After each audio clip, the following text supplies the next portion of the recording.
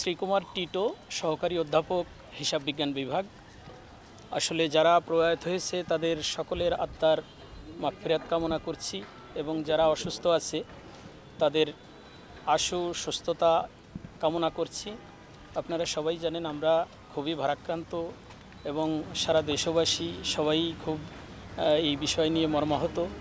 আমরা আজকে কলেজের 9 থেকে 12 পর্যন্ত শিক্ষার্থীদের ডেকেছি, যারা প্রয়াত হয়েছে এবং যারা অসুস্থ রয়েছে বিভিন্ন হসপিটালে, তাদের জন্যে দোয়া মাহফিল এবং সুস্থতা কামনায় মিলাদ মাহফিল আজকে অনুষ্ঠিত হচ্ছে কলেজে। আগামীকাল থেকে আমরা আংশিকভাবে একাডেমিক কার্যক্রমও শুরু করার প্রত্যয় রাখছি এবং পরিস্থিতি বিবেচনায় আমরা পরবর্তী সিদ্ধান্ত গ্রহণ করব। ধন্যবাদ। আমাদের নিজস্ব মেডিকেল টিম আছে, আর সেই সাথে আমাদের অ্যাসিস্ট করছে বাংলাদেশ বিমান বাহিনীর। তারা একটা ট্রমা এবং মানসিক পুনর্গঠনের জন্য যে মানসিক চিকিৎসা বা সেবা দরকার সেটা তারা দিচ্ছে। তারা এখানে আমরা একটা ক্যাম্প করেছি।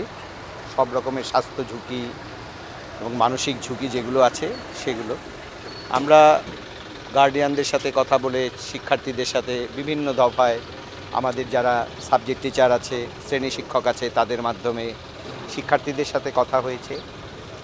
আমরা বেশ কয়েক পর্যায়ে দোয়া মাহফিল এগুলো করেছি স্টুডেন্টদের পক্ষ থেকে। আজকে বিশেষ করে নবম, দশম, একাদশ, দ্বাদশ শ্রেণীর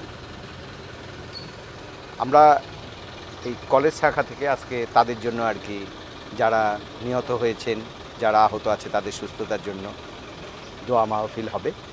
আগামী থেকে আংশিকভাবে পরীক্ষামূলকভাবে আমাদের ক্লাস শুরু হবে আর কি।